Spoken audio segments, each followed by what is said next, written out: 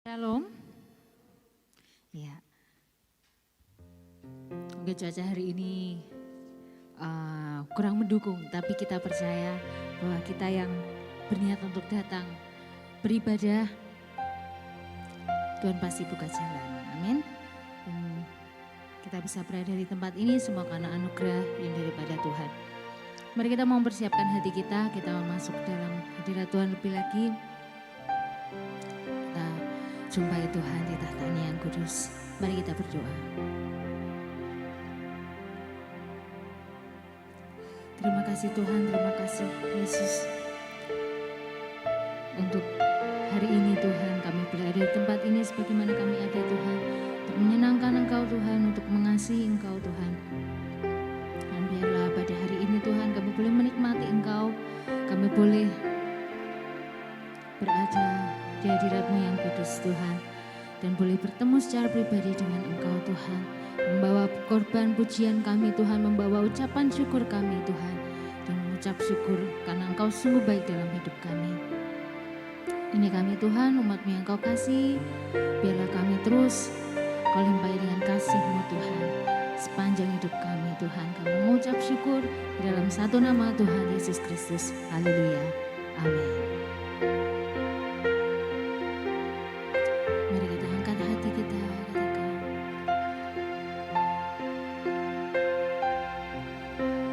Di dalam tempat kediaman-Mu, ku rasakan kekudusan-Mu. Di dalam tempat kediaman-Mu, kasih-Mu puaskan hatiku. Ku persembahkan hidupku bagi kemuliaan-Mu. Pakailah sesuai dengan rencana-Mu. Mari angkat, katakan. Di dalam tempat kediaman-Mu, ku rasakan kekudusan-Mu. Di dalam tempat kediaman-Mu,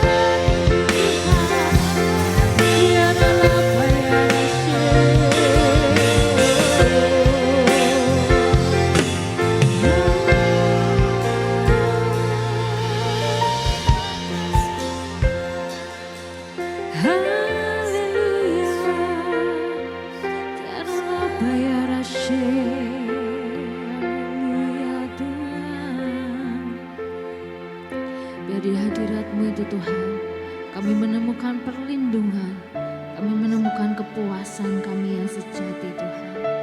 Engkau kerinduan kami, pribadi-Mu itu yang kami rindukan Tuhan. Pribadi-Mu itu yang kami inginkan selalu ada dalam hidup kami. Mari Bapa, Kau yang beracara Tuhan, Kau yang beracara. Yes Lord, you Jesus. Mari naikkan rindu-Mu dalam hadirat Tuhan. Lebih lagi katakan, rindu selalu bersamamu, tinggal di dalam kediaman-Mu, oh Tuhan, sebab ku sukai hadirat-Mu, tak ingin ku terpisahkan dekat denganmu. Itu yang ku rindukan, sebab ku dapati kedamaian. Katakan, ku nikmati keindahan dan keagungan-Mu, oh Tuhan. Ku nikmati kemuliaan-Mu, menyembah-Mu dengan segenap hatiku. mari angkat suara katakan, Rindu selalu bersamamu, tinggal di dalam kediaman-Mu, oh Tuhan, sebab ku sukai hadirat-Mu, tak ingin ku terpisahkan dekat denganmu. Itu yang ku rindukan, sebab ku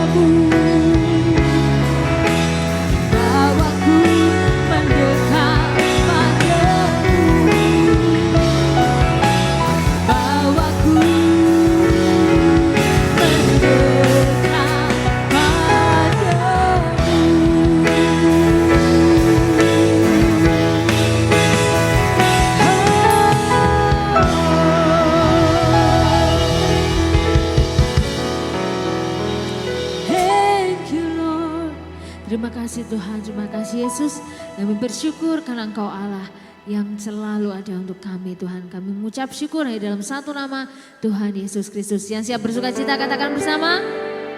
Amin. Shalom. Haleluya. Ada sukacita di tempat ini, katakan amin. Haleluya. Kita mau memuji Dia, Raja yang mulia. Amin.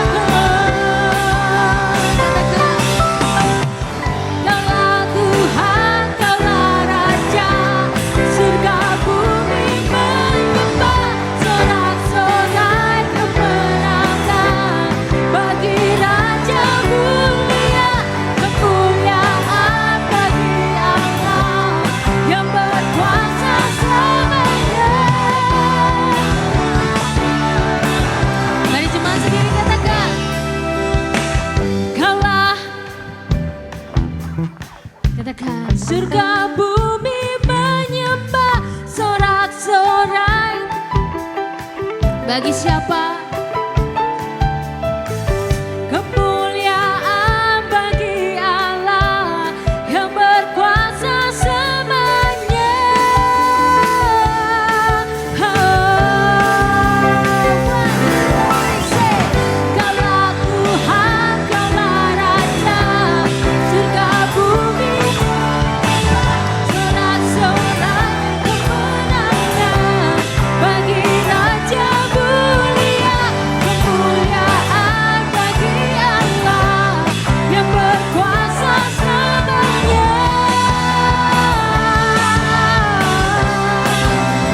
Engkaulah Raja, Engkaulah Raja. Mari kita sama-sama serukan, Yesuslah Raja. Mari beri sorak-sorai untuk nama Tuhan. Mari sekali aja, tapi kita mau katakan teriakan yang keras itu Yesuslah Raja gitu ya. Sekali aja. Namun kita mau kompak. Oke, siap? Siap. Haleluya. 1, 2, 3. Raja. Dia Raja yang sungguh tidak tertandingi. Amin.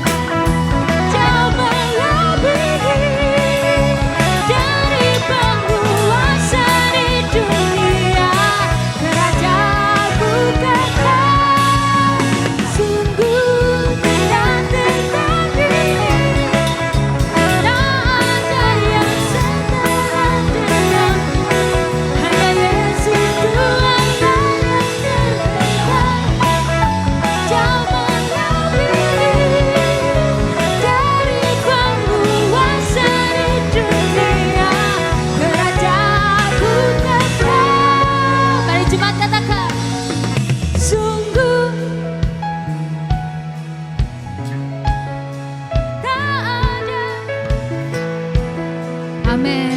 Katakan, hanya Yesus Tuhanlah yang terhebat, jauh melebihi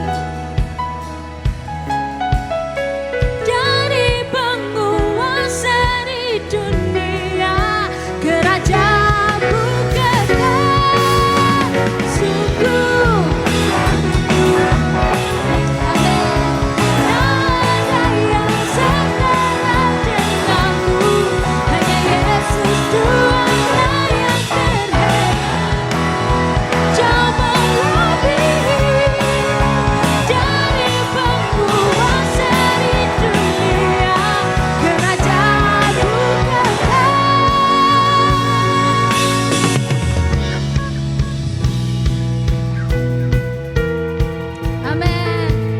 Kita punya Tuhan yang berkuasa dan berjaya untuk selama-lamanya. Katakan amin.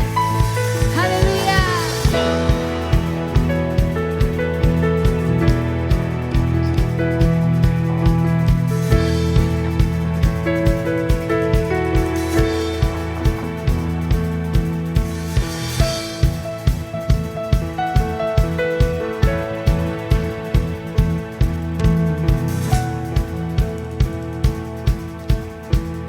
Amin. Mari berikan sorak-sorai untuk nama Tuhan. Haleluya.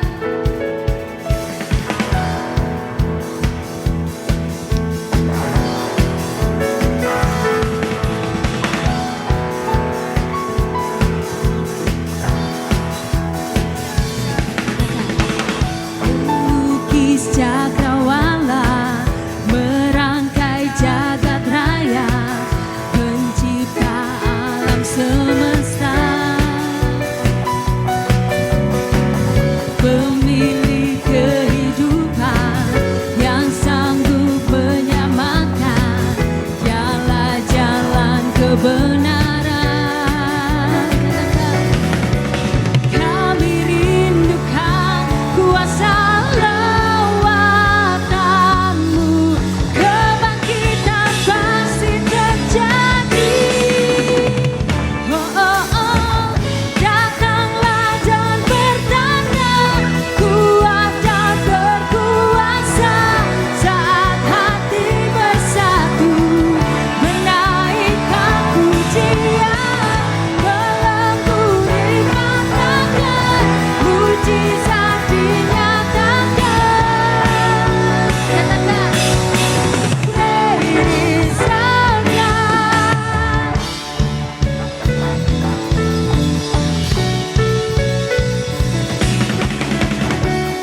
Lukis cakrawala, merangkai jagat raya, pencipta alam semesta, pemilik kehidupan yang sanggup menyamakan jalan-jalan kebenaran. Kami rindukan kuasa lawatan-Mu, kebangkitan pasti terjadi. Oh, oh, oh, datanglah dan bertanda, kuat dan berkuasa, saat hati bersatu, menaikkan pujian, belenggu dipatahkan, mujizat dinyatakan.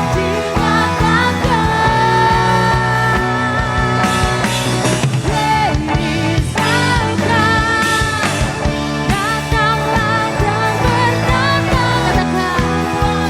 our God.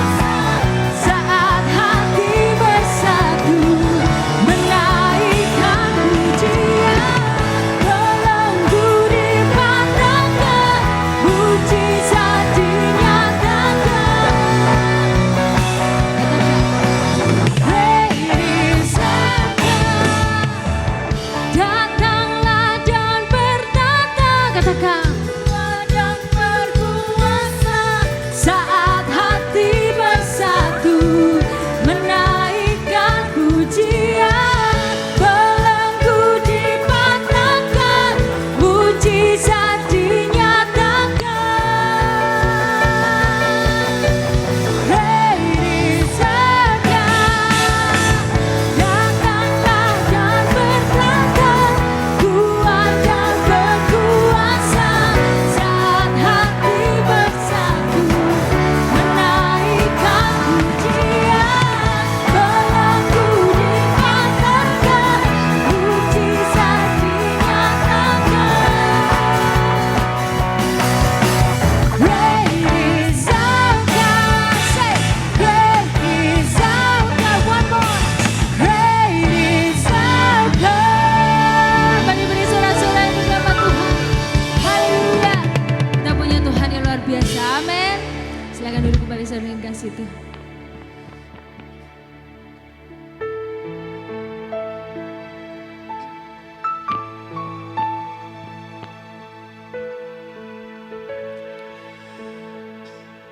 Haleluya Tuhan, terima kasih Yesus.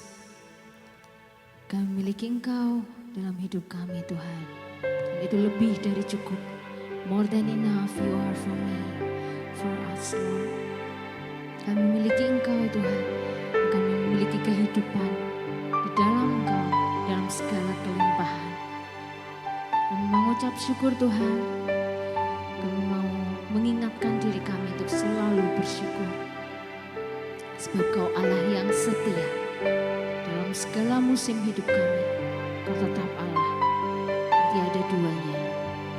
Thank you Lord.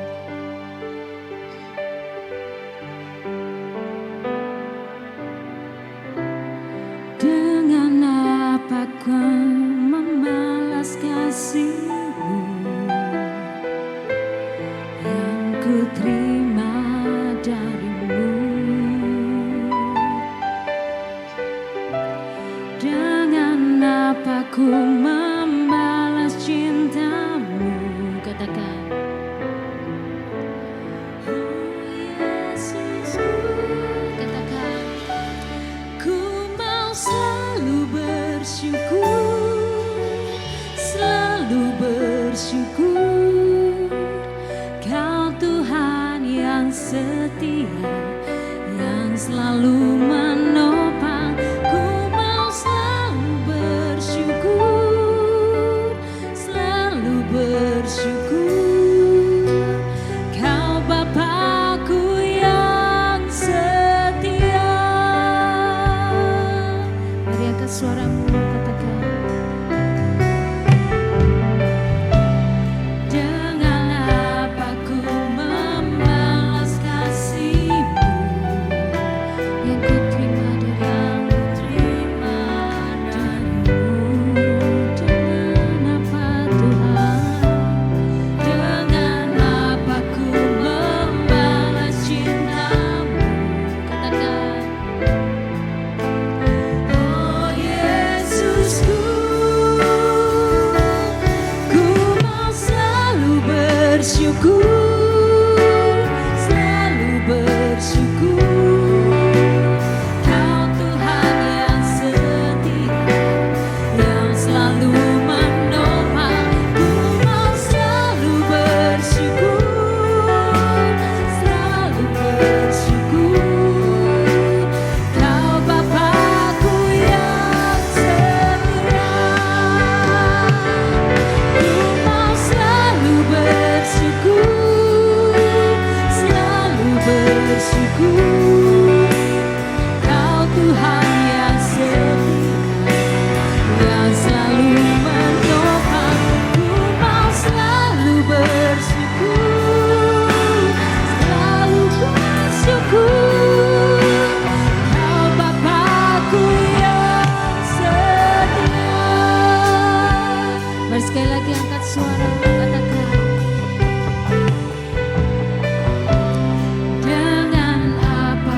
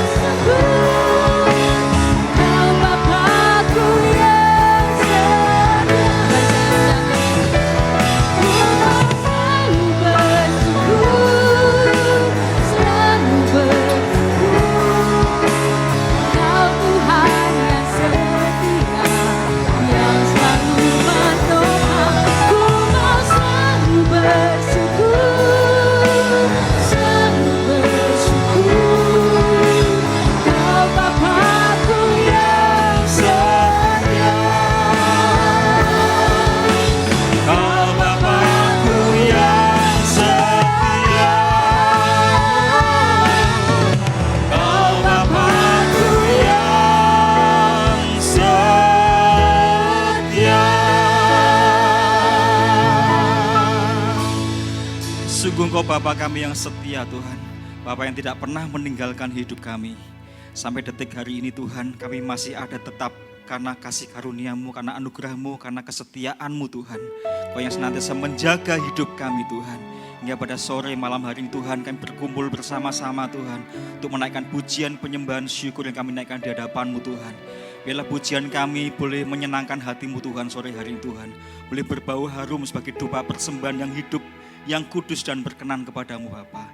Dan saatnya kami akan mendengar sabda firman-Mu Tuhan. Tuhan berbicara buat setiap kami. Nyatakan Tuhan isi hati-Mu melalui hamba-Mu Tuhan. Bila setiap firman yang kami perdengarkan untuk umat-Mu Tuhan pada sore malam hari Tuhan, bermanfaat untuk mengajar kami Tuhan, untuk mendidik kami dalam kebenaran-Mu Tuhan, untuk menyatakan kesalahan kami Tuhan dan menuntun dalam kebenaran-Mu Bapa. Tuhan, firman-Mu hidup, firman-Mu berkuasa Tuhan, firman-Mu sanggup mengubahkan kehidupan kami Tuhan. Karakter kami yang lama Tuhan dijadikan menjadi baru karena firman-Mu Bapa. Tuhan berbicara, urapi kami semua, urapi hamba-Mu Tuhan yang terbatas Bapa. Biarlah kuasa firman-Mu Tuhan sanggup Tuhan mengubahkan segala paradigma kami yang salah Tuhan, paradigma kami yang keliru Tuhan terhadap Engkau Bapa. Terima kasih Bapa, Kau berkati umat-Mu Tuhan pada sore malam hari ini. Hamba-Mu juga berdoa buat Bapak Gembala kami yang saat ini sedang berada di Bojonegoro untuk melayani juga Tuhan. Berikan urapan hikmat-Mu Tuhan dan wibawa Allah atas hamba-Mu untuk menyampaikan sabda firman-Mu Bapa. Sehingga umat-Mu di Bojonegoro juga mengalami berkat yang sama bersama dengan kami Bapa. Terima kasih Tuhan Yesus, terima kasih. Ini doa kami, segala kemuliaan, hormat, pujian hanya bagi nama-Mu. Di dalam satu nama Tuhan, Yesus Kristus, mari semua yang siap menerima firman Tuhan bersama-sama mengatakan, amin. Shalom. Ada semangat? Amin. Meskipun cuaca tidak mendukung saudara ya. Cuaca hujan. Ya, kalau secara daging kita lebih nikmat kalau di rumah ya, sambil ngopi, sambil makan kalau ada telo, makan telo saudara ya, makan menyok, makan apa lagi ubi, makan pokoknya kita nikmat di rumah ya secara daging, tetapi saya bersyukur bahwa seberapa kita yang hadir pada sore hari ini, Tuhan tetap berikan kekuatan, Tuhan tetap berikan antusias, semangat, hingga saudara bisa hadir pada sore malam hari ini. Amin. Sesuai dengan apa yang saya sampaikan pada pagi hari tadi, dengan tema yang sama, yaitu berbicara mengenai jangkar yang kuat. Saudara ya, anchor of faith ya. Ya, jangkar, sudah tahu jangkar, sauh, ya, jangkar bagi yang pelaut pasti tahu ya, Pak Sutar tahu ya jangkar ya, karena dia seorang pelaut, sudah ya, seorang pelaut pasti yang namanya jangkar itu selalu ada di dalam sebuah kapal, benar ya Pak ya, tidak ada kalau orang bawa kapal itu, apalagi kapalnya besar, bawa penumpang, mungkin bawa kontainer yang besar. Itu pasti yang namanya alat ini pasti, yang namanya alat jangkar ini harus, itu sebagai syarat utama, sebagai faktor keamanan sebuah kapal. Ya, semua, baik kapalnya kecil, sedang, besar, kapal pesiar, kapal apa saja, apalagi kapal yang besar, itu pasti, ya pasti selalu ada yang namanya jangkar. Dan kapal itu pasti diperlengkapi jangkar itu tidak hanya satu. Biasanya paling tidak 3, benar ya, 3. Siapa tahu yang jangkar yang pertama ini tersangkut mungkin hilang, bisa saja karena mungkin begitu banyaknya badai, begitu besarnya badai, begitu ganasnya, mungkin ada pada waktu di tengah-tengah samudra, sebuah kapal itu melewati situasi angin gelombang, angin sakal atau angin apa sebagainya, mungkin juga ada puting beliung. Itu bermanfaat sekali yang namanya jangkar. Itu sebagai alat utama. Dan pada kesempatan sore hari ini, saya akan menyampaikan mengenai sesuatu yang benar-benar ini juga menjadi berkat bagi saya pribadi. Ya, saya beberapa minggu yang lalu, 2 minggu yang lalu, saya mendapatkan sesuatu firman ini dan saya kembangkan.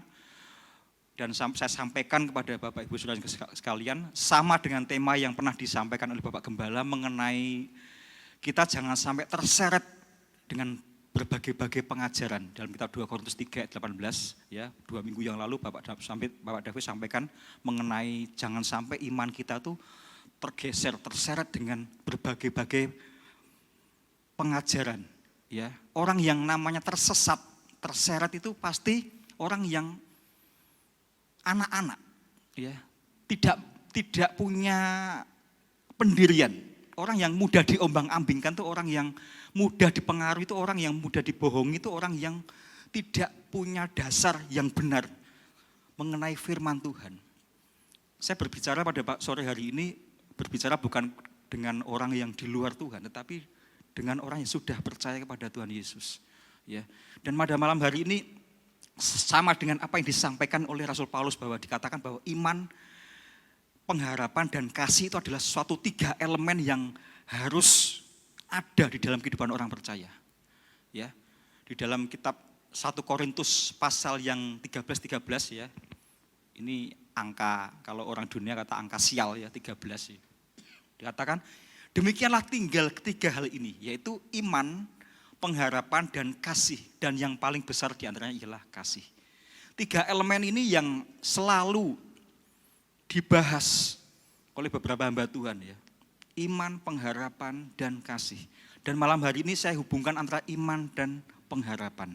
Jangkar tadi saya katakan itu merupakan gambaran daripada sebuah pengharapan. Saya percaya yang hadir pada sore hari ini pasti punya yang namanya pengharapan. Ada yang di sini enggak? Aku enggak punya pengharapan. Orang yang enggak punya pengharapan itu artinya orang yang sudah bosan hidup, saudara. Benar enggak? Orang yang sudah hopeless. Orang yang sudah putus asa, putus pengharapan. Orang yang sudah sepertinya seringkali dikecewakan, atau seringkali kadang-kadang pengharapannya tidak kesampaian. Ya. Atau orang bosan hidup itu biasanya orang aku sembuh sak karepe. Nah, itu artinya orang enggak punya pengharapan, ya. Pada sore hari ini saya sampaikan di dalam kitab Ibrani pasal yang ke-6 ayat 19. Ini saya terjemahan dari versi bahasa Indonesia masa kini, ya.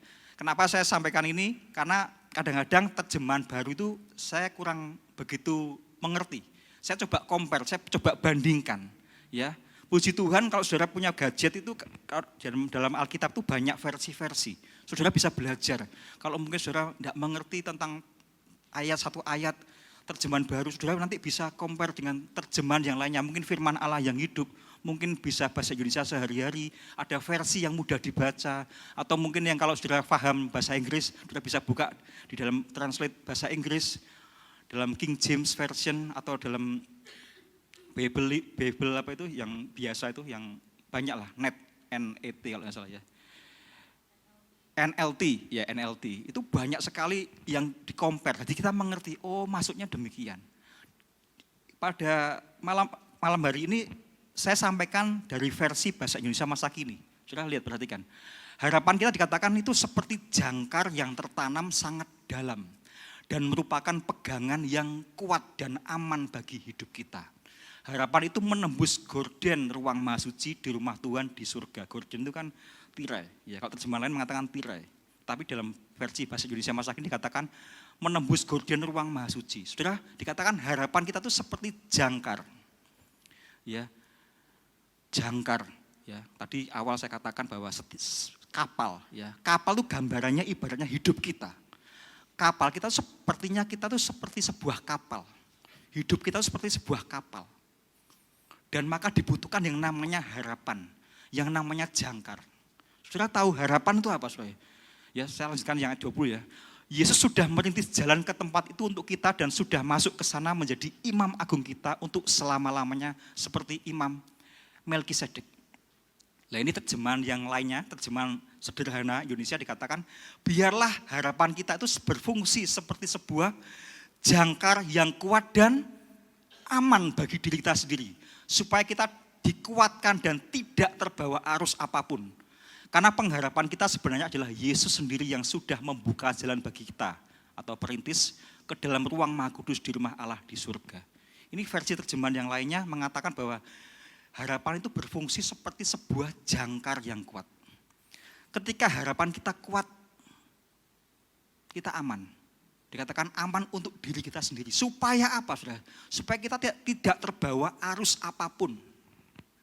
di lautan yang luas. Ya, saya katakan jangkar bukan berfungsi hanya sebatas ketika ada badai, ketika ada angin yang kencang sehingga membuat sebuah kapal itu oleng dan bisa terbalik. Saudara. Tetapi dalam keadaan tenang pun jangkar itu juga berfungsi. Benar ya Pak ya? Ya, sebagai nelayan tahu Saudara. Pada waktu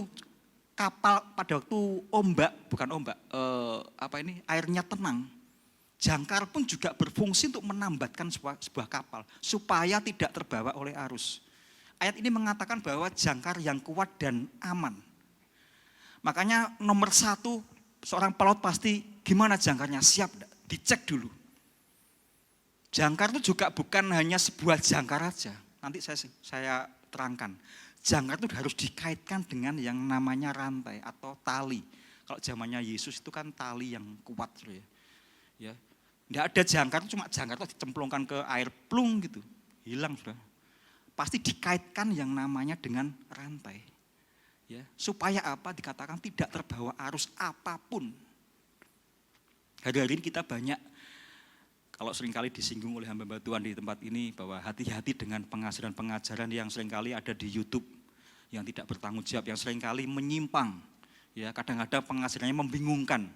Itu salah satunya dari arus, ya, supaya kita jangan bimbang bingung. Mungkin tentang pengangkatan, tentang chip, tentang mungkin vaksin, disuntik vaksin, itu ada loh jemaat kita yang masih bimbang. Masih takut dengan yang namanya vaksin. Ya, saya tidak tahu gimana pengertiannya. Saya mendengar ada beberapa jemaat yang masih sampai hari ini belum vaksin. Ya, karena apa? Ya, ada yang punya anggapan, wah itu dimasukin chips, wah itu nanti antikristus dan sebagainya. Ya, makanya hati-hati. Makanya dikatakan, ayo kita harus memiliki jangkar yang kuat supaya tidak terbawa arus apapun. Saudara, kita buka kitab Amsal, saudara. Amsal pasalnya yang ke-13 ayat 12. Dikatakan, saya juga pakai versi bahasa Indonesia masa kini, kalau harapan tidak dipenuhi, dikatakan batin merana. Benar enggak saudara? Saudara punya harapan, aku pengen nanti setahun ke depan yang masih belum punya rumah, aku pengen 2 tahun aku harus punya rumah sendiri, saya tidak ngontrak lagi. Atau aku ingin dalam 2 bulan ini atau 1 bulan ke depan penyakitku sudah sembuh. Seringkali saya pusing-pusing, mungkin sudah punya seperti saya dulu sudah. Saya seringkali itu vertigo, saya seringkali pusing separuh migrain ya. Ya. Seringkali saya minum obat sudah. Tapi saya bersaksi bahwa di akhir-akhir mungkin sebelum pandemi pun saya sudah tidak lagi yang namanya seringkali pusing sudah. Dulu saya sering kumat-kumatan sudah. Sampai si saya tuh apal sudah ya, Susan tuh apal, wis bolak-balik kok pancet ya sakit butuh. Sakitnya separuh, kalau enggak sini ya sini pusing. Tetapi terus saya punya iman, saya berdoa Tuhan jangan sampai ini terus menjadi penyakit yang tahunan. Ya, puji Tuhan saya pernah bersaksi sama istri saya bahwa saya sudah enggak lagi seperti dulu. Saya enggak gampang pusing. Kecuali masuk angin sudah ya. Kadang-kadang saya kena AC itu pas langsung ke badan, rasanya badan sakit semua. Dikeroi atau dikasih minyak itu sudah hilang. Tapi dulu hampir sering kali saya pusing. Pusingnya separuh. Ya, sampai bosen sih saya, bolak-balik kok sakit podo pusing.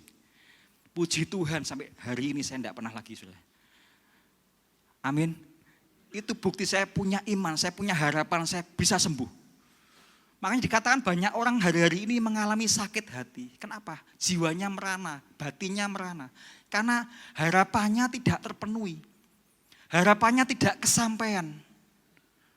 Harapannya tertunda.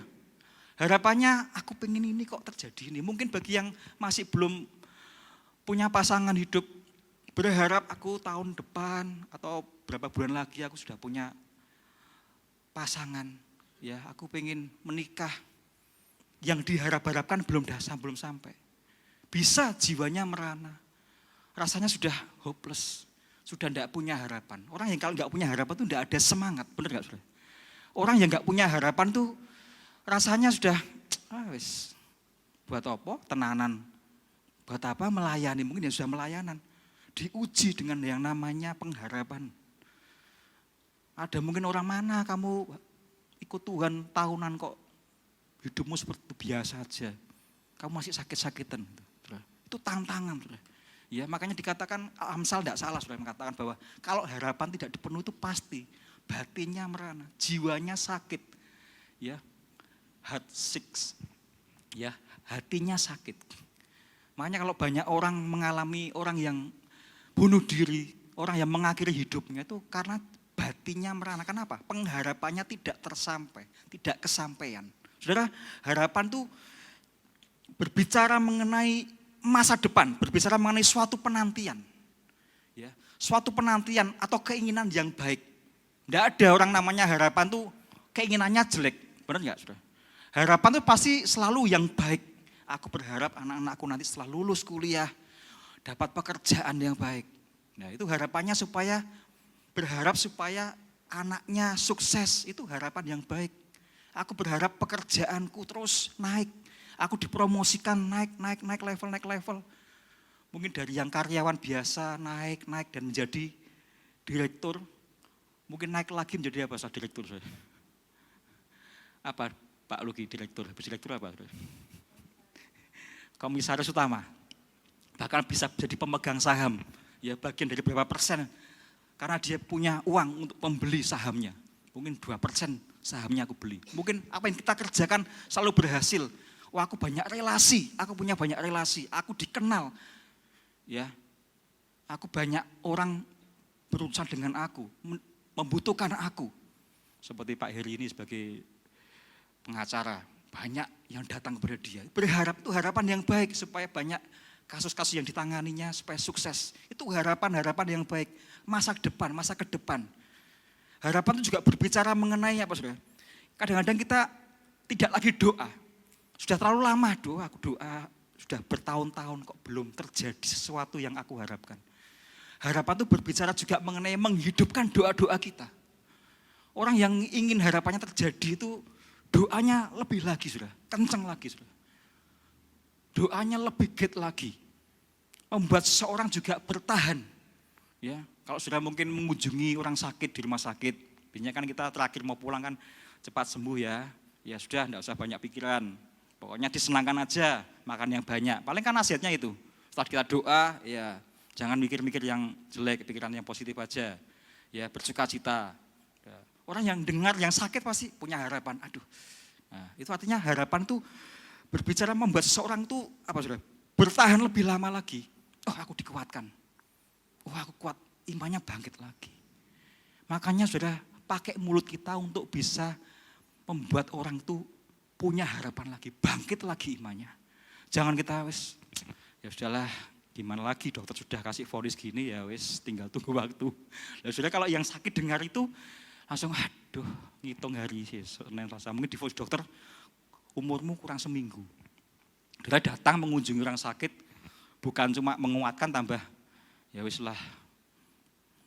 Kalau Tuhan panggil ya Tuhan panggil. Kalau Tuhan sudah waktunya ya sudah gitu. Sudah langsung orang dengar kan langsung apa? Down, turun. Mari Saudara kasih Tuhan, kita belajar bagaimana harapan ini Saudara. Kitab Roma, kita buka kitab Roma pasal yang ke-15. Tidak ada di PowerPoint, buka kitab Roma pasal 15. Kitab Roma pasal yang ke-15 ayat yang ke-13. Dikatakan semoga Allah sumber pengharapan memenuhi kamu dengan segala sukacita dan damai sejahtera dalam iman kamu. Supaya oleh kekuatan Roh Kudus kamu berlimpah-limpah dalam pengharapan. Dikatakan semoga Allah sumber pengharapan. Saudara, Allah Saudara yang Saudara sembah itu dikatakan sumber pengharapan. Amin. Ini firman Tuhan yang mengatakan bukan saya. Sumber.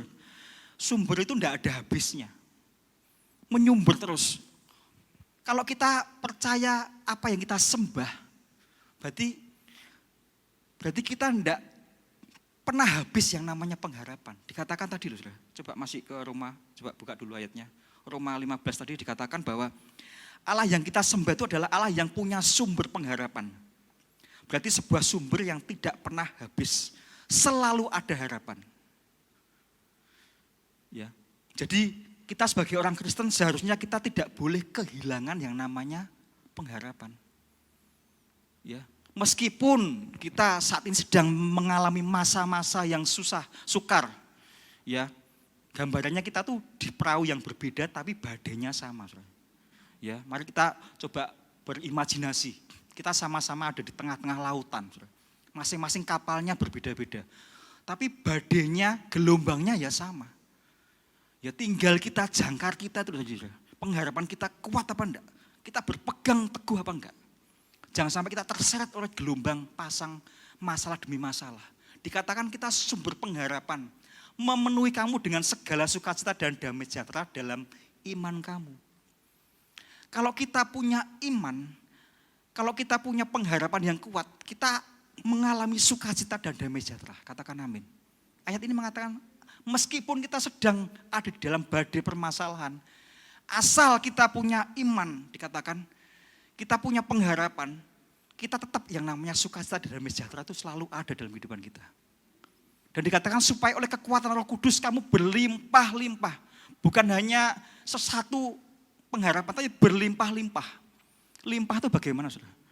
Limpah itu sampai kutah-kutah, saudara. Bahasa ubahnya itu sampai tumpah gitu, saudara. Kalau dikasih meluber, kayak air ini saya kasih air terus itu meluber. Saudara. Pengharapan kita seharusnya seperti itu. Saudara. Kadang kita enggak kuat lagi, ya saking enggak kuatnya kita enggak bisa doa. Benar, orang kalau sudah mengalami putus asa, sudah harapannya sudah, aduh apa yang aku harapkan ternyata tidak kesampaian. Kita doa tuh kadang-kadang sampai bingung aku mau doa apa. Tadi pagi saya sampaikan mengenai bahasa iman. Kalau sudah perhatikan minggu kemarin Ibu Gembala sampaikan mengenai tokoh yang bernama siapa? Pengemis buta. Bartimius. Bartimius cuma kalau bahasa Tubannya bengok-bengok. Saudara. Yesus anak Daud kasihanilah aku. Keras lagi. Yesus anak Daud kasihanilah aku. Apakah Tuhan Yesus marah? Enggak. Tuhan Yesus bilang sama muridnya, panggil dia. Saya mendapatkan pengertian, pewahyuan yang baru mengenai Bartimius ini. Bahwa Tuhan itu mengenal bahasa iman. Saudara. Bahasamu, saudara. Ketika sudah enggak bisa doa lagi, cuma hanya menangis. Ada pujian tadi pagi dinyanyikan Pak Gembala. Kau Bapakku yang baik, apa sudah? Mengerti bahasa tetesan air mata. Meskipun kita enggak sampai mengucapkan kata-kata doa kita.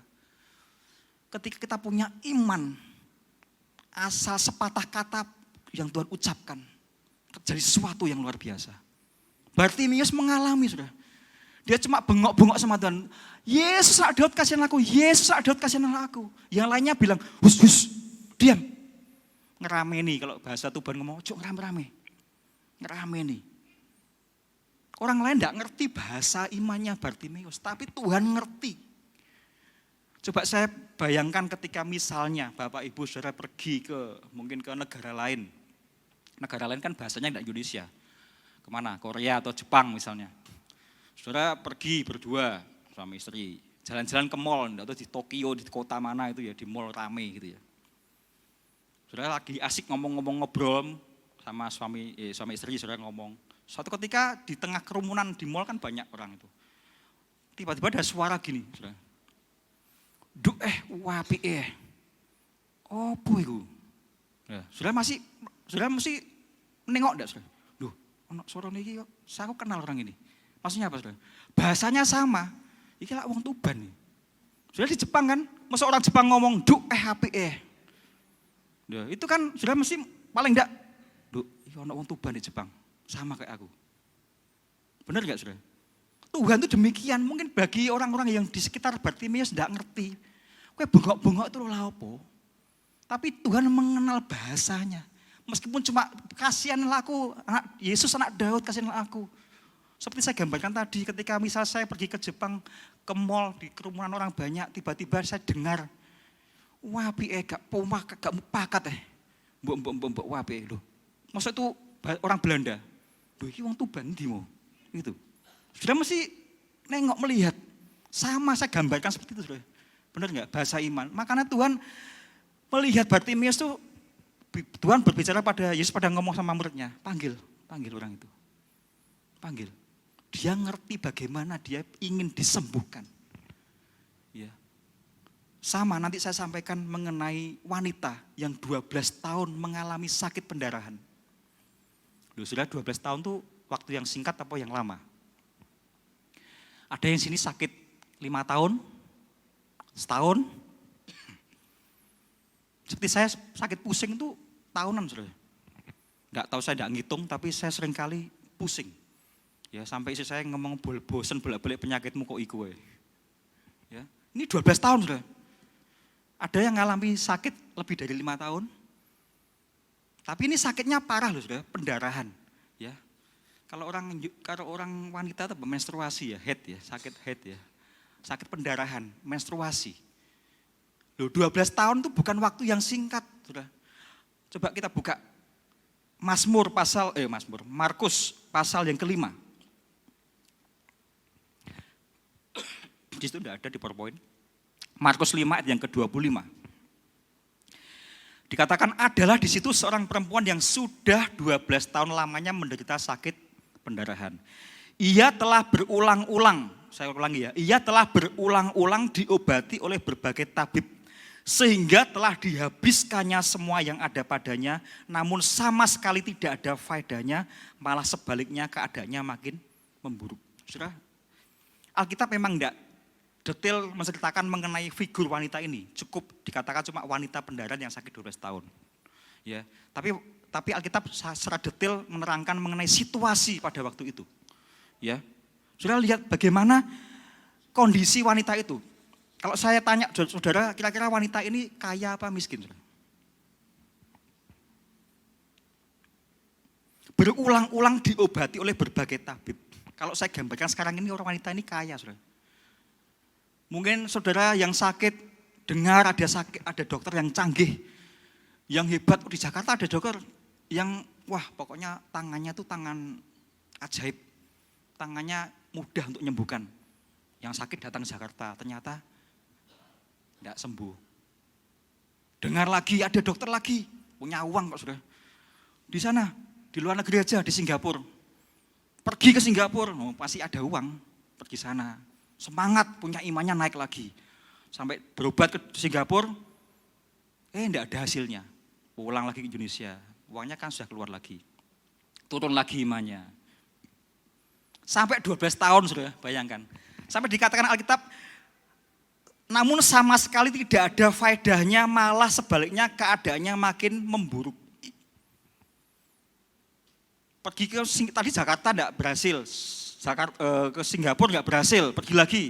Yang terkenal di Malaysia itu apa? Di mana itu? Di Penang. Semangat lagi, wah ada dokter di Penang, banyak orang sembuh. Datang lagi, aduh, nggak sembuh, keluar uang lagi. Down lagi imannya. Dengar lagi adalah di Beijing sana, dokternya hebat-hebat, berangkat lagi ke sana, Beijing ke Cina sana. Nggak berhasil, pulang lagi. Saya gambarkan seperti ini, saudara. Wanita ini kaya, sudah banyak uangnya. Tetapi semuanya tidak ada hasilnya. Yang diharap-harapkan tidak berhasil. Tambah dikatakan Alkitab bahwa sebaliknya keadaannya makin memburuk. Ya, tidak ada hasil. Tetapi dikatakan ayat ke-27. Dia sudah mendengar berita-berita tentang Yesus. Maka di tengah-tengah orang banyak itu ia mendekati Yesus dari belakang dan menjamah jubahnya. Ia sudah mendengar berita-berita.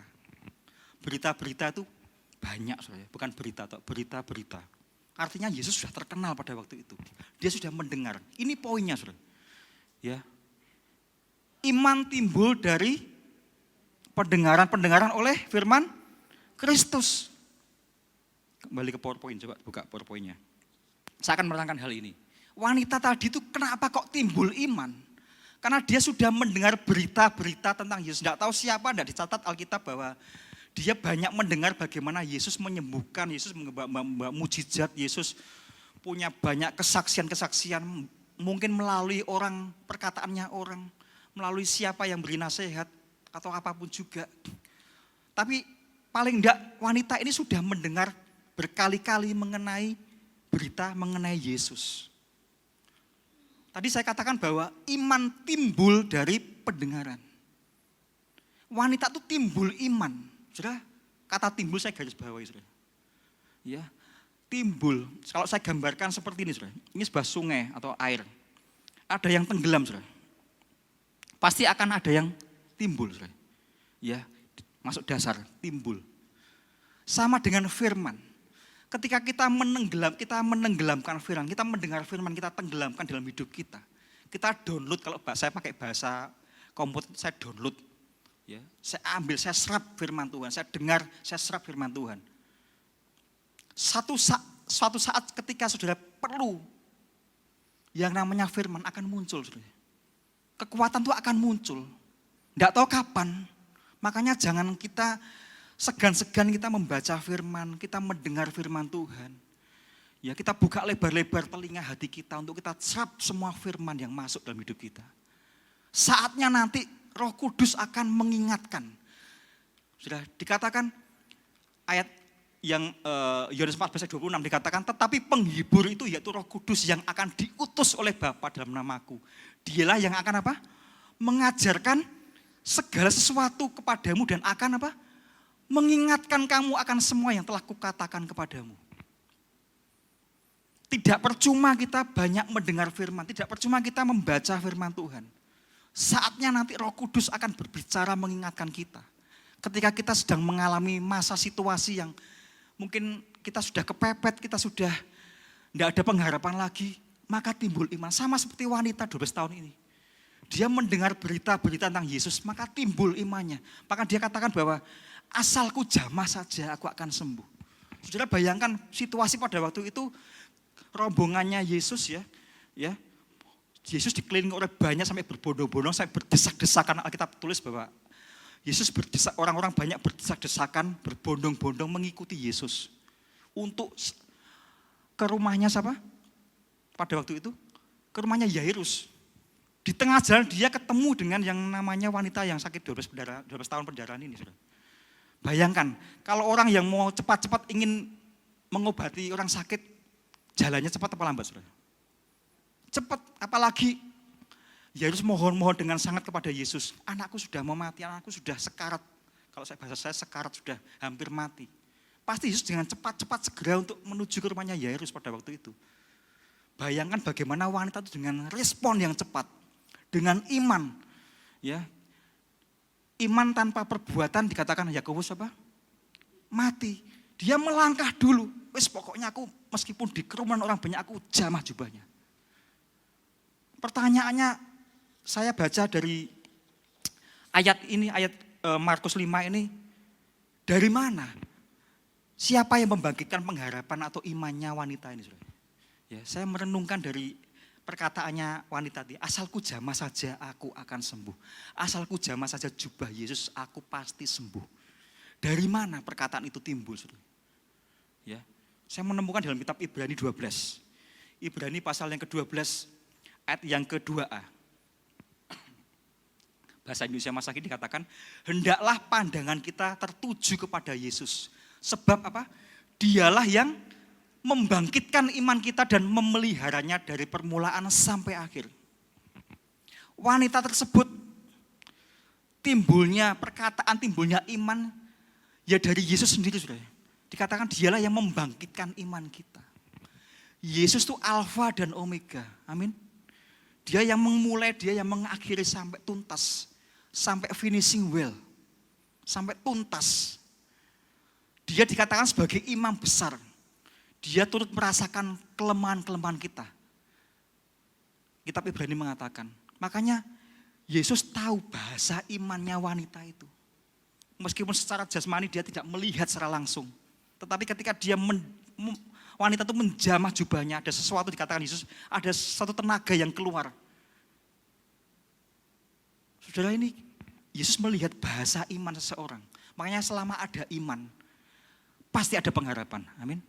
Selama sudah pegang iman, pasti ada pengharapan. Dikatakan dialah yang membangkitkan iman kita dan memeliharanya dari permulaan sampai akhir.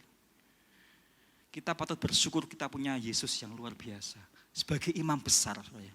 Ya, kalau zamannya pada perjanjian lama, imam besar tuh bukan seperti Yesus, saudara ya. Imam besar dalam perjanjian lama itu dia hanya 1 tahun sekali masuk ke ruang Maha Kudus. Ya, di dalam tabernakel itu ada pemisah ya antara ruang kudus dan ruang Maha Kudus. Di situ ada tirai yang memisahkan antara ruang kudus dan ruang Maha Kudus. Dan imam besar hanya boleh masuk ke dalam ruang Maha Kudus itu setahun sekali. Dan itu pun dengan peraturan yang ketat. Harus orang yang kudus dan dia harus membawa persembahan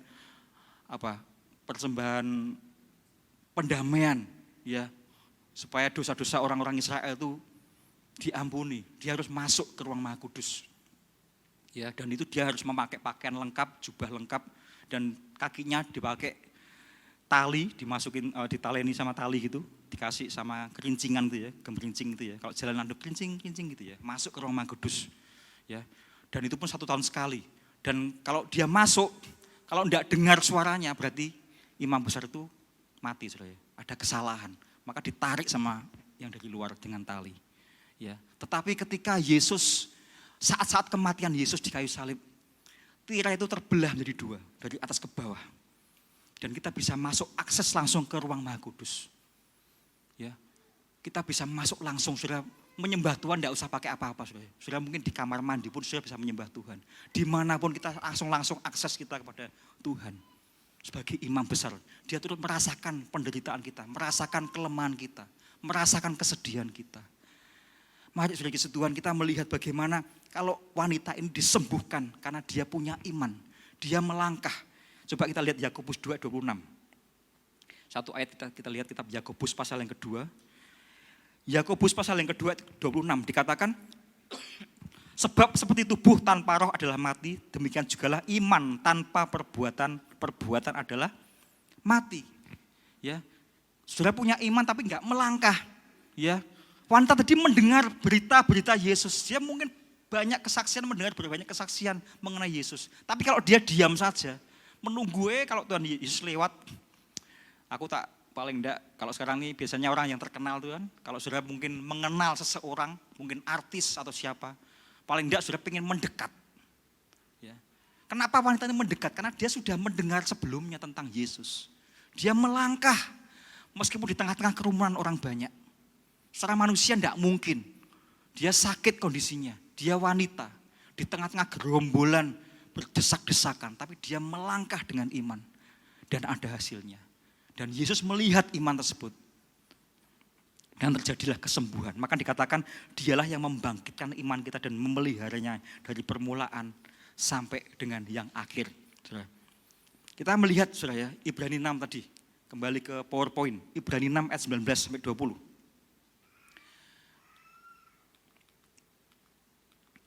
Nah ini saudara. Saya ulangi ayat ini saudara. Harapan kita itu seperti jangkar yang tertanam sangat dalam. Dan merupakan pegangan yang kuat dan aman bagi hidup kita. Ya, jangkar. Ya, tadi dari awal saya sedikit sampaikan mengenai fungsinya jangkar. Saudara. Jangkar yang aman. Ya, dikatakan tertanam sangat dalam. Kita visualisasikan saudara, saat ini saudara. Ya, misalnya ini Yesus, hadirat Tuhan.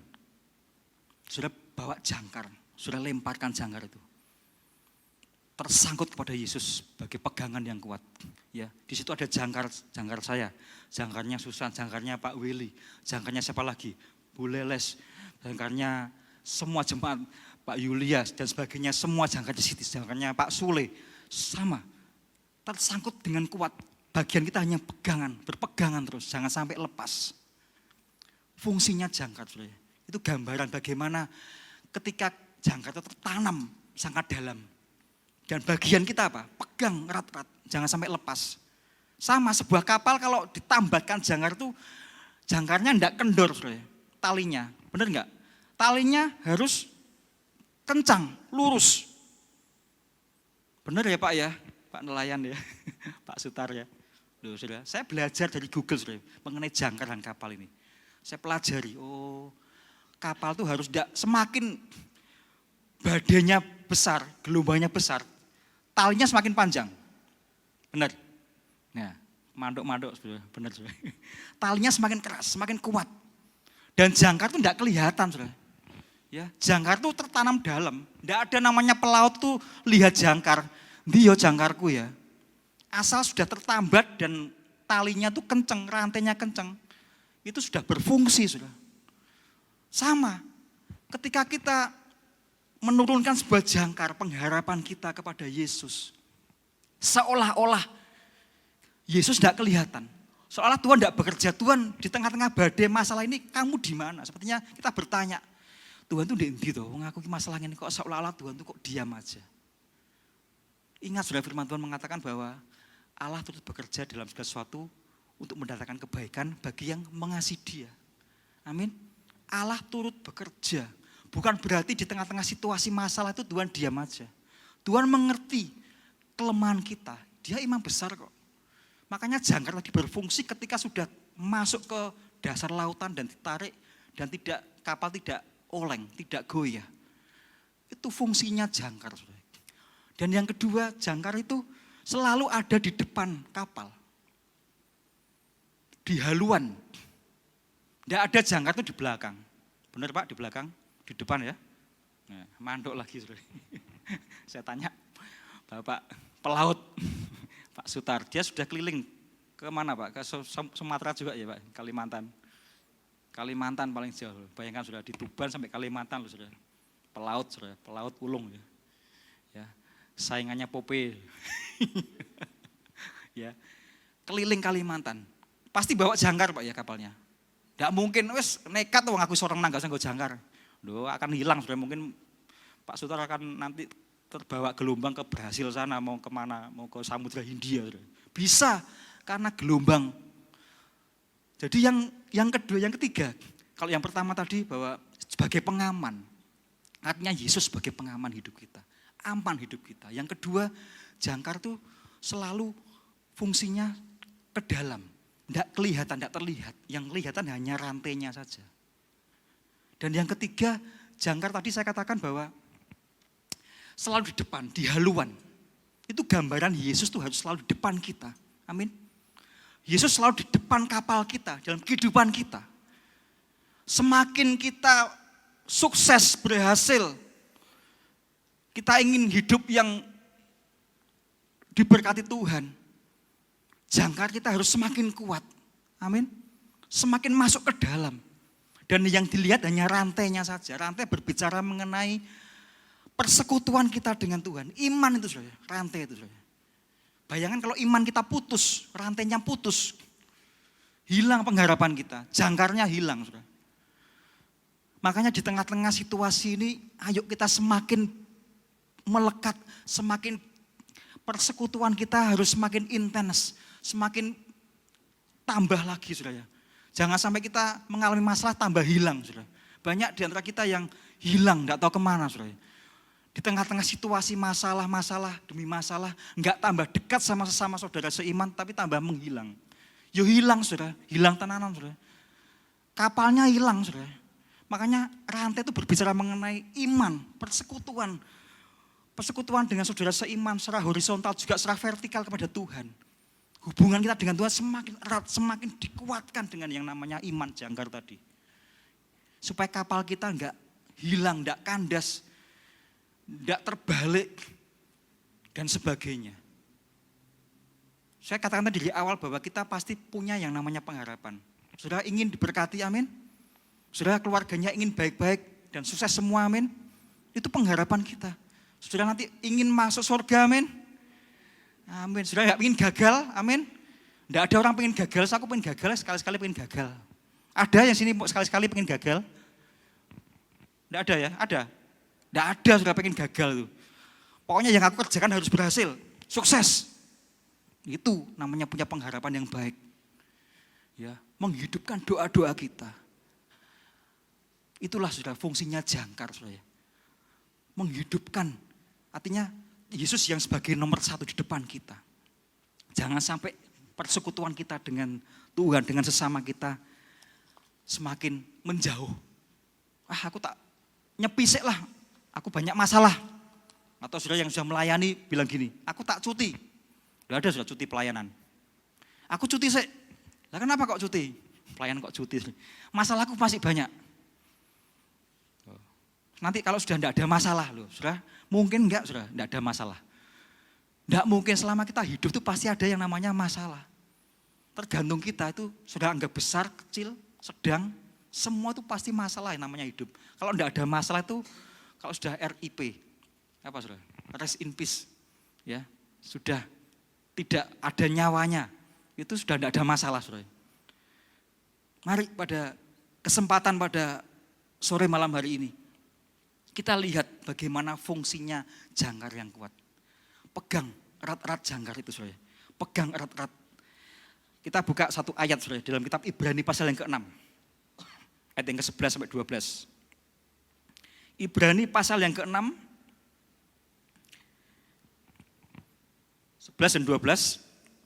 Dikatakan, tetapi kami ingin supaya kamu masing-masing menunjukkan kesungguhan yang sama untuk menjadikan pengharapanmu suatu milik yang pasti sampai pada akhirnya. Siapa yang di sini pengen pengharapannya sebagai milik yang pasti? Angkat tangan. Tidak ada. Semua pasti ingin memiliki pengharapan yang pasti. Bukan kalau bisa ya bisa, kalau enggak ya enggak. Itu bukan pengharapan. Dikatakan suatu milik yang pasti. Kemudian dikatakan 12, agar kamu jangan menjadi lamban, tetapi menjadi penurut-penurut mereka yang oleh iman dan kesabaran mendapat bagian dalam apa yang dijanjikan Allah.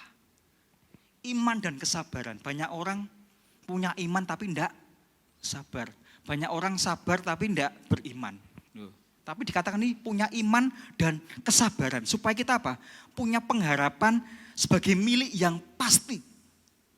Pasti pas. Kalau di POM itu pasti pas. Ya. Pengharapan kita sebagai milik yang pasti. Ya, mari kita tunjukkan dengan iman kita, dengan kesabaran kita. Mungkin di masa-masa ini kita mungkin berhadapan dengan orang-orang yang membuat kita jengkel. Mungkin sesama di gereja ada yang menjengkelkan, mungkin sikapnya atau apa. Ya itu firman Tuhan sudah mengatakan besi menajamkan besi, manusia menajamkan sesamanya. Ya, semakin kita digesek, kita semakin tajam, saudara. Ya. Tunjukkan kesabaranmu sebagai pengharapan yang pasti. Ya, dikatakan wanita tadi, saudara, dia maju sedikit demi sedikit untuk memegang jubah Yesus. Dia punya iman, dia punya kesabaran, menunggu sampai 12 tahun. Kalau sekarang kalau orang udah sakit, sudah habis semua hartanya, apa yang diharapkan tidak ada lagi. Mungkin sudah tidak ada relasi lagi, tidak punya kekayaan lagi, keuangan tidak ada lagi, sudah nol. Apa yang mau diharapkan, saudara? Orang pasti cepat-cepat pengen bunuh diri, saudara. Sudah tidak ada harapan lagi. Wes timbangannya aku urip kayak gini, mending aku wes inilahi wa inna ilaihi rajiun. Kalau bahasa orang muslim katakan demikian, saudara. Tetapi wanita ini sedikit demi sedikit dia maju untuk memegang jubah Yesus. Ya, ada pengharapan. Kita buka Yeremia 17. Ini ayat yang saya suka sekali, saudara. Yeremia 17 ayatnya yang ke-7 sampai 8. Dikatakan Yeremia 17, diberkatilah orang yang mengandalkan Tuhan, yang menaruh apa? Harapannya pada Tuhan. Kemudian hasilnya apa? Ia akan seperti pohon yang ditanam di tepi air, yang merambatkan akar-akarnya ke tepi batang air, dan yang tidak mengalami datangnya panas terik, yang daunnya tetap hijau, yang tidak khawatir dalam tahun kering, dan yang tidak berhenti menghasilkan buah.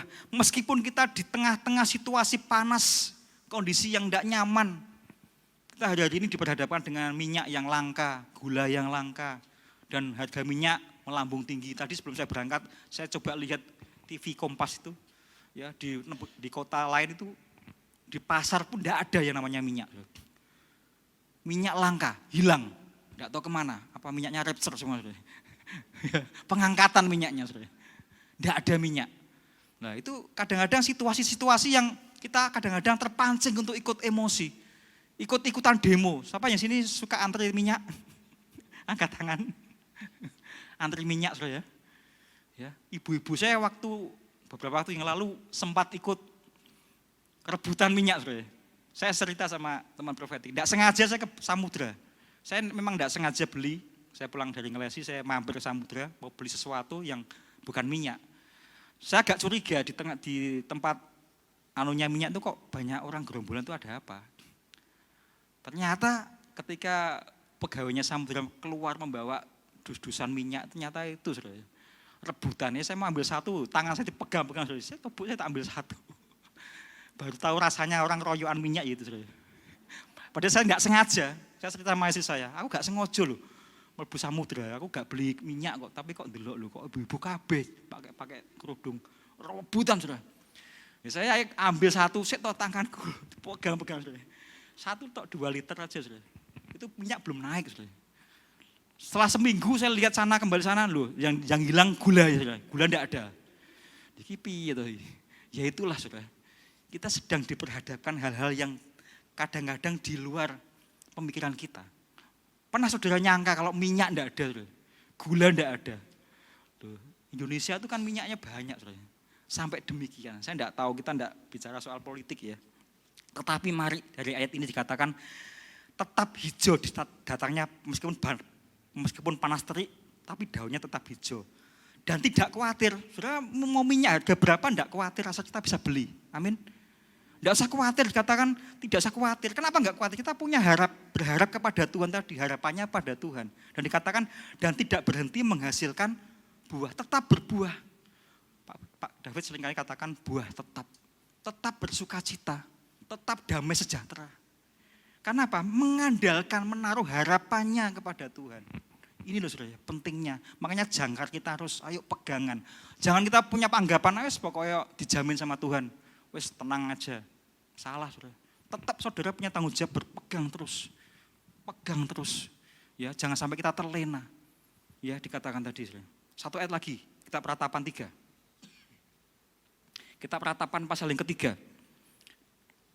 Satu ayat lagi ini Ratapan 3, nanti kita akan persiapkan untuk perjamuan kudus. Ratapan 3 ayat yang ke-21. Saya undang rekan-rekan pemusik, song leader, maju ke depan. Dikatakan Ratapan 3 ayat yang ke-21. Tetapi hal-hal inilah yang kuperhatikan. Oleh sebab itu aku akan berharap. Dikatakan tak berkesudahan kasih setia Tuhan. Tak habis-habisnya rahmatnya. Selalu baru tiap pagi. Besar kesetiaanmu. Tuhan adalah bagianku kata jiwaku. Oleh sebab itu aku berharap kepadanya. Tuhan adalah baik bagi orang yang berharap kepadanya. Bagi jiwa yang mencari dia. Adalah baik menanti dengan diam pertolongan Tuhan. Saudara enggak usah panik. Kalau saudara selama hari ini masih ada, saudara bernafas hari ini masih ada, itu bukti bahwa kita masih punya harapan. Amin. Dikatakan tetapi hal-hal inilah yang kuperhatikan. Oleh sebab itu aku akan berharap. Saudara, mari kita bergantung kepada yang namanya kasih setia Tuhan. Tuhan yang berjanji tidak pernah mengecewakan. Karena dia setia dengan janjinya. Amin. Setia. Kita apa yang kita ragukan saat ini? Apa yang kita takutkan? Apa yang kita khawatirkan hari-hari ini? Dunia boleh bergoncang, semua boleh bergoncang, tapi firman Tuhan tetap ya dan amin. Kalau saudara katakan amin, itu artinya sudah setuju dengan firman Tuhan. Amin. Sudah setuju dengan firman Tuhan. Mari saudara kasih Tuhan, fungsi jangkar tadi saudara, sebagai pengharapan. Kapal itu berbicara mengenai hidup kita. Rantai, sebagai iman kita, jangan sampai iman kita itu putus. Jangan sampai iman kita itu kendor. Harus selalu lurus tegak, harus selalu kencang terus.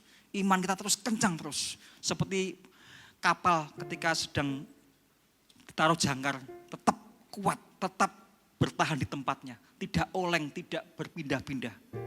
Ya, sama. Kalau kita visualisasikan dengan hidup kita, tadi saya sampaikan tadi bahwa jangkar kita tertanam di hadapan Tuhan. Kita pegang. Jangkarnya jemaat Betani Tuban sedang tertanam di dalam depan hadirat Tuhan. Amin. Kita kuat, kita tetap bertahan. Jangan menyerah, saudara. Jangan menyerah dengan keadaan. Mari kita pada sore hari ini kita juga memperingati tentang kematian Yesus. Ya, Yesus sudah mati untuk kita. Itu bukti bahwa Dia itu sangat mengasihi kita. Ya, pengharapan pada Dia tidak pernah mengecewakan. Katakan amin. Tidak pernah mengecewakan. Jangan sampai kita khawatir, jangan sampai kita hanyut ikut-ikutan dengan orang-orang yang belum percaya kepada Tuhan. Ya, iman kita harus makin teguh. Ya, Dia sudah mati. Ya, Dia sudah rela demi kita. Dia dicaci maki, dicambuk, diludah. Tidak dianggap. Ditusuk dengan tombak. Ya, tetap dia menyelesaikan misinya. Demi siapa, saudara? Demi saudara dan saya. Dan malam hari ini kita akan memperingati sebagai sakramen kudus supaya kita semakin melekat, supaya kita semakin terus rantai kita kepada Tuhan tidak pernah putus, iman kita tetap teguh. Saya undang saudara bangkit berdiri. Ya.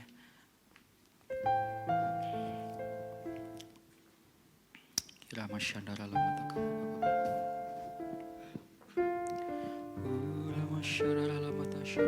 Mari kita sembah Tuhan. Ku sembah Tuhan. Petugas siap di depan. Ku sembah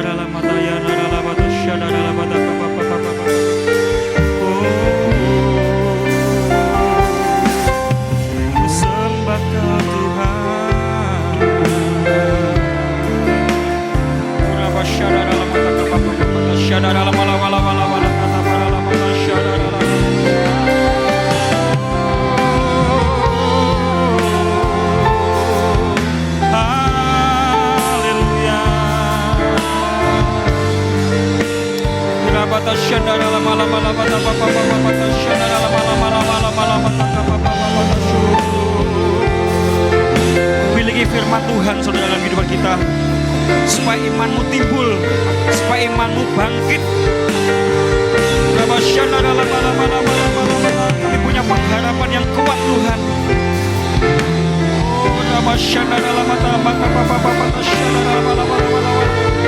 Pengharapan kami seperti jangkar yang kuat dan aman bagi jiwa kami. Pengharapan kami tidak sia-sia Tuhan.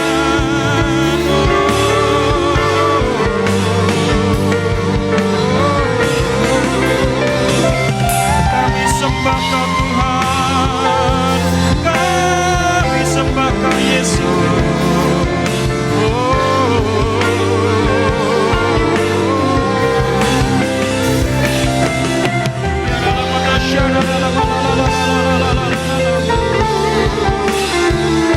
Terima kasih buat hadirat-Mu Tuhan. Terima kasih buat pengorbanan-Mu di kayu salib menebus setiap kami Tuhan. Kau sudah menyerahkan tubuh-Mu Tuhan untuk kami Tuhan. Kami ditahirkan, kami ditebus dari cara hidup kami yang sia-sia Tuhan. Dengan darah-Mu yang mahal di kayu salib Tuhan. Pengharapan kami Tuhan, Kau jangkar iman kami Tuhan.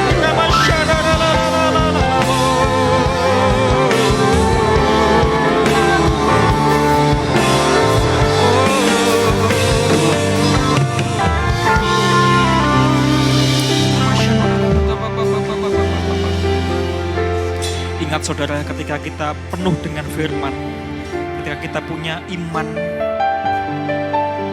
Tuhan akan memenuhi kita dengan sukacita dan damai sejahtera.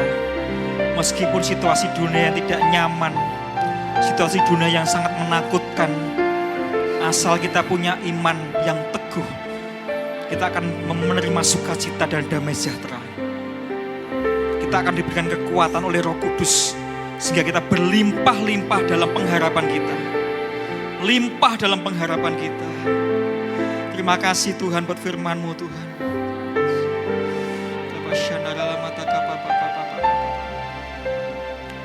Kau Bapakku yang baik, silakan dibagi.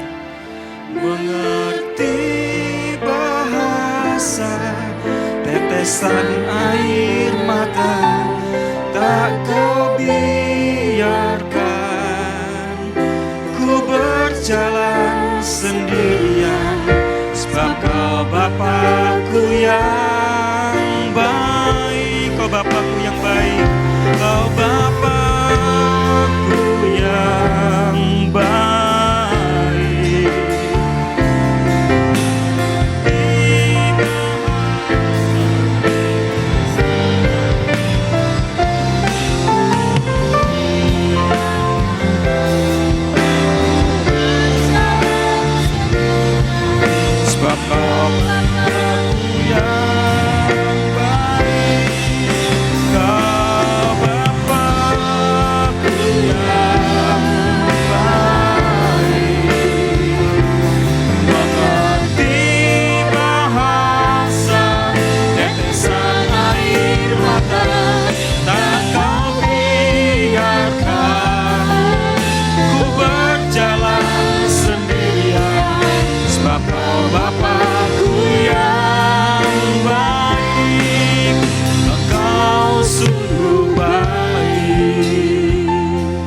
saudara kasih Tuhan, Tuhan mengenal bahasa iman kita. Mungkin doa-doa saudara tidak terkatakan oleh ucapan bibir kita. Saudaranya bisa menangis, menitikkan air mata. Tetapi Tuhan mengerti apa yang menjadi permasalahan kita. Tuhan peduli dengan hidup kita. Karena Dia Bapa yang baik. Dia sebagai imam besar yang turut merasakan penderitaan, kelemahan kita, permasalahan kita. Dan pada malam hari ini sebelum kita akan makan dan minum tubuh dan darah Yesus, mari kita sama-sama minta ampun kepada Tuhan. Mungkin ada dosa dan kesalahan yang kita perbuat. Saya kasih waktu saudara untuk berdoa. Ampuni kami Tuhan. Darah-Mu yang sudah menebus kami Tuhan. Kau yang memberikan kami pengharapan yang baru Tuhan. Firman-Mu mengatakan karena kasih karunia Allah yang menyelamatkan semua manusia sudah nyata. Kasih karunia-Mu yang menyelamatkan kami Tuhan. Anugerah-Mu yang menyelamatkan kami Tuhan. Kami yang dulunya tidak layak, Kau layakkan kami Tuhan. Kami yang dulunya jauh, kami sekarang sudah dekat dengan Engkau Tuhan. Mari kita angkat roti di tangan saudara. Demikian firman Tuhan. Dan sesudah ia mengucapkan syukur atasnya, ia memecah-mecahkannya dan berkata, inilah tubuhku yang diserahkan bagi kamu. Perbuatlah ini menjadi peringatan akan aku. Saudara, percayakah bahwa roti yang ada di tangan kita ini adalah tubuh Kristus? Mari kita angkat roti ini dan kita makan di dalam nama Tuhan Yesus.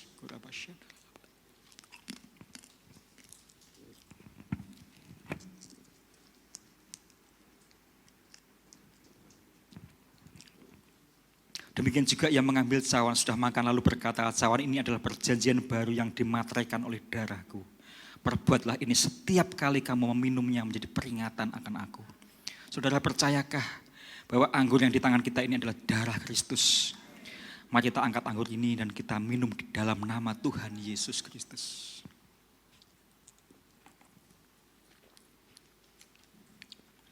Dengan iman sembah Dia, Rabbasyanara lapataka.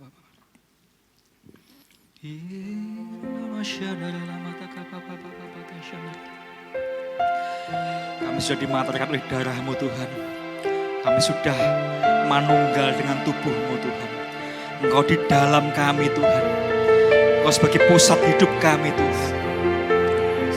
Hidup kami bukan aku lagi Tuhan, tapi Engkau yang dalam hidup kami Bapa. Kami dimerdekakan Tuhan. Kami menjadi milik-Mu Tuhan. Engkau ada di dalam diri kami Tuhan. Engkau angkat segala kelemahan kami Tuhan. Pengharapan kami dibangkitkan kembali Tuhan. Pengharapan kami dibangkitkan kembali Tuhan. Masa depan kami sungguh ada. Dan harapan kami tidak akan hilang. Karena Engkau ada di dalam hidup kami Tuhan. Sembah Dia. Sembah Tuhan. Sembah Dia. Engkau baik Tuhan. Engkau baik. Engkau ajaib.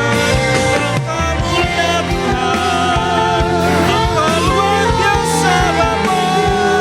Engkau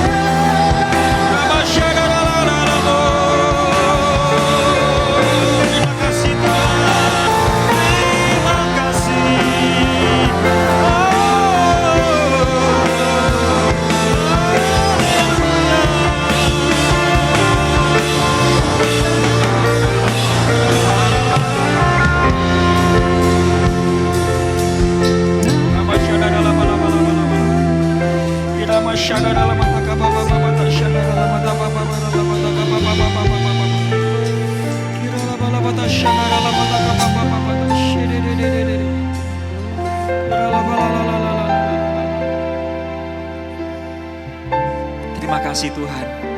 Terima kasih Tuhan Yesus. Hadirat-Mu nyata dalam hidup kami Bapa. Engkau sudah ada dalam hidup kami Tuhan. Engkau sudah menguasai seluruhnya hidup kami Tuhan. Hidup kami penuh dengan firman Tuhan. Hidup kami tenggelam akan firman Tuhan. Hidup kami dikuatkan, dibangkitkan oleh firman Tuhan.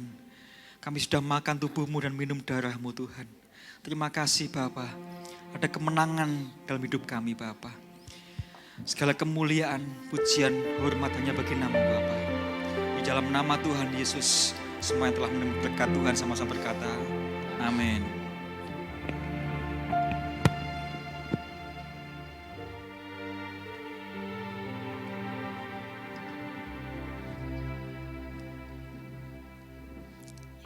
Puji nama Tuhan, kita diberkati dengan kebenaran firman yang disampaikan hamba-Nya pada malam hari ini. Amin.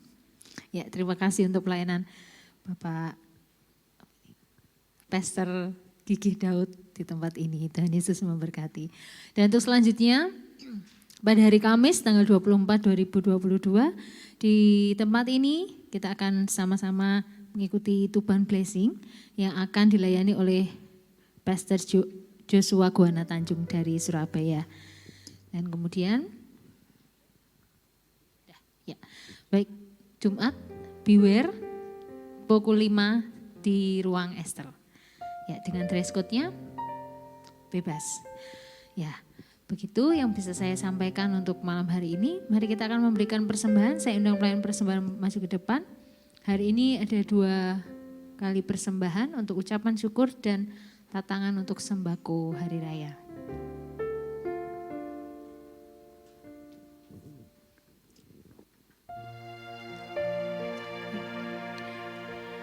Yang telah mempersiapkan amplop persembahan, kita angkat, kita berdoa bersama. Terima kasih Tuhan, terima kasih Yesus untuk kasih setiamu yang kami boleh rasakan dalam hidup kami Tuhan sampai hari ini. Dan kami percaya harapan kami tidak akan pernah Tuhan hilang di dalam Engkau dan biar terus bertumbuh di dalam Engkau Tuhan. Kini kami juga mau memberi Tuhan dari apa yang telah Kau berikan dalam hidup kami. Sekiranya menjadi perpanjangan tangan-Mu Tuhan untuk pelayanan di tempat ini. Dan Kau memberkati tangan-tangan yang memberi Tuhan. Kau berikan kami hati yang bersuka cita karena mengambil bagian di dalam Engkau. Terima kasih Yesus. Kami mengucap syukur dalam satu nama Tuhan Yesus Kristus. Haleluya. Amin. Selamat beri Tuhan Yesus berkati.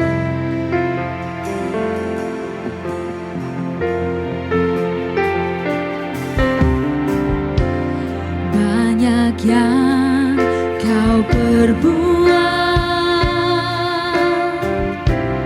di dalam hidupku. Rancangan indahmu terjadi di hidupku.